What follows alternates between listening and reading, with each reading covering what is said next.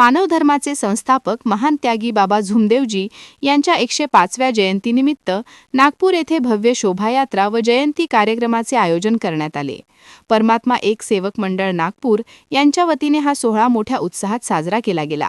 खासदार श्यामकुमार बर्वे देखील या आयोजनात मोठ्या उत्साहाने सामील झाले।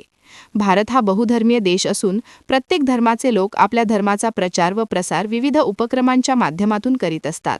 त्याच अनुषंगाने मानव धर्माच्या माध्यमातून समाजात सत्य, प्रेम, बंधुभाव व निस्वार्थ सेवा यांचा संदेश पोहोचविण्याचे कार्य महान त्यागी बाबा झुमदेवजी यांनी केले। त्यांच्या विचारांचा प्रसार करण्यासाठी दरवर्षी जयंतीनिमित्त विविध कार्यक्रमांचे आयोजन केले जाते। 3 एप्रिल रोजी सकाळी 9 वाजता बाबांच्या निवासस्थान टिमकी परिसरातून भव्य शोभायात्रेला प्रारंभ झाला।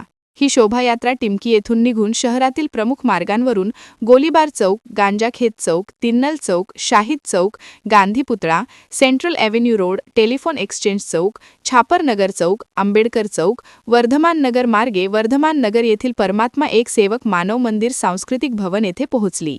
प्रत्येक चौकात बाबा झुमदेवजी यांच्या रथावर पुष्पवृष्टी करण्यात आली। शोभायात्रेमध्ये ग्रामीण व शहरी भागातून मोठ्या संख्येने भाविक सहभागी झालेत। विविध देखावे, संदेशपर फलक व सामाजिक ऐक्याचे दर्शन घडविणारे उपक्रम सादर करण्यात आले।